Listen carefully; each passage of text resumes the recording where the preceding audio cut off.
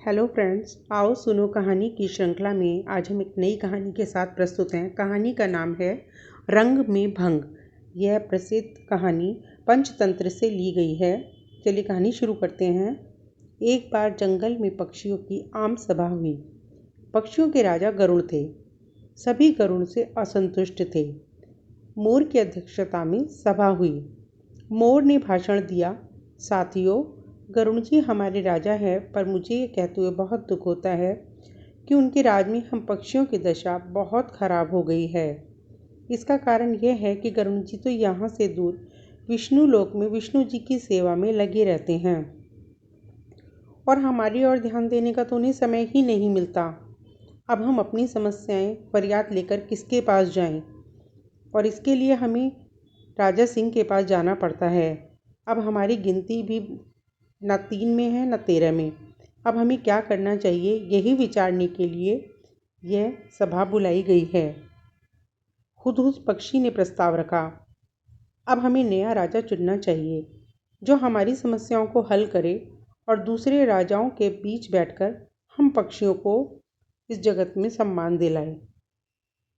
मुर्गे ने बांग दी, कुकड़ू, मैं हुदहुद जी के प्रस्ताव का समर्थन करता हूँ। चील ने जोर की सीटी मारी, मैं भी सहमत हूँ।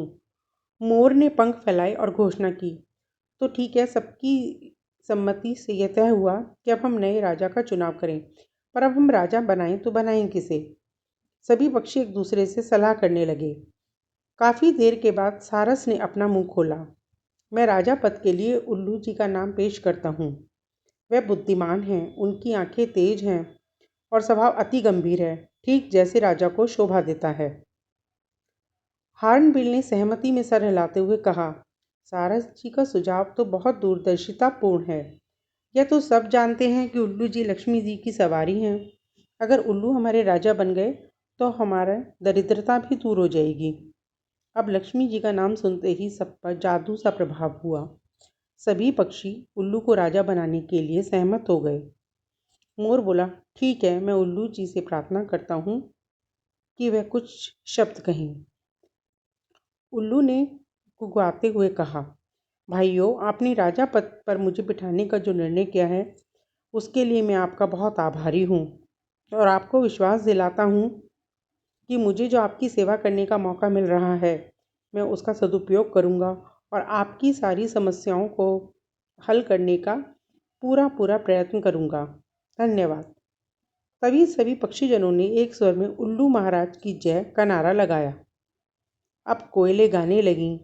चील जाकर कहीं से मनमोहक डिज़ाइन वाला रेशम का शॉल उठाकर ले आई। उसे एक डाल पर लटकाया गया और उल्लू उस पर विराजमान हुए। कबूतर जाकर कपड़ों की रंग बिरंगी लकीरें उठा लाए और उन्हें पेड़ की टहनियों पर लटकाकर सजाने लगे। मोरों की टोलियां पेड़ के चारों ओर नाचने लगीं। मुर्गों व शुतुरमुर्गों ने पेड़ के निकट पंजों से मिट्टी खोद कर एक बड़ा हवन तैयार किया। दूसरे पक्षी लाल रंग के फूल ला लाकर कुंड में ढेरी लगाने लगे। कुंड के चारों ओर 8-10 तोते बैठकर मंत्र पढ़ने लगे।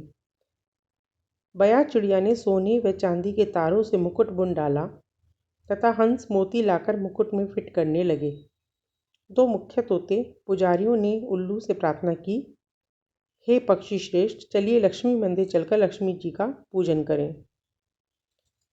निर्वाचित राजा उल्लू तोते पंडितों के साथ लक्ष्मी मंदिर की ओर उड़ चले।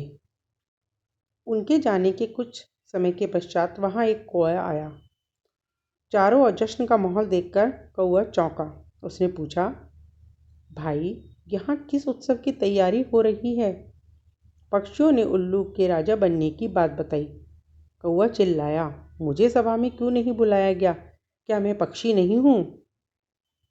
मोर ने उत्तर दिया, यह जंगली पक्षियों की सभा है। तुम तो अब जाकर अधिकतर शहरों में रहने लगे हो। अब तुम्हारा हमारा क्या वास्ता? कौआ उल्लू के राजा बनने की बात सुनकर जल भुन गया था। वह सर पटकने लगा और काँव काँव करने लगा। अरे, तुम्हारा दिमाग खराब हो गया है जो उल्लू को राजा बनाने लगे। वह तो चूहे खाकर जीता है और उसे यह मत भूलो कि उल्लू केवल रात को बाहर निकलता है। अपनी समस्याएं और फरियाद लेकर किसके पास जाओगे? दिन को तो वो मिलेगा नहीं। अब कौवे की बात का पक्षियों पर असर होने लगा। वे आपस में कानाफूसी करने लगे कि शायद उल्लू को राजा बनाने का निर्णय लेकर उन्होंने बहुत बड़ी गलती की है। अब धीरे धीरे सारे पक्षी वहां से खिसकने लगे। जब उल्लू लक्ष्मी पूजन कर तोतों के साथ लौटा तो देखा कि राज्याभिषेक स्थान पर कोई भी नहीं है।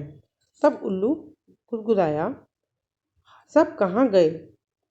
उल्लू की सेविका खंडरीच पेड़ पर से बोली, कौवा आकर सबको उल्टी पट्टी पड़ा गया। सब चले गए, अब कोई राज्याभिषेक नहीं होगा। उल्लू चोंच पीस कर रह गया। राजा बनने का सपना चूर चूर हो गया। अब तब से उल्लू कौवे को बैरी बन गया है और देखते ही उस पर झपट्टा मारता है। इस कहानी से हमें ये शिक्षा मिलती है कि कुछ लोगों की आदत ही होती है कि रंग में भंग डालने की, और इस तरीके से वो आपस में एक दूसरे के बैरी बन जाते हैं। अगर आपको मेरी यह कहानी अच्छी लगी है तो मेरे चैनल को लाइक, शेयर एंड सब्सक्राइब करें। कहानी सुनने के लिए धन्यवाद।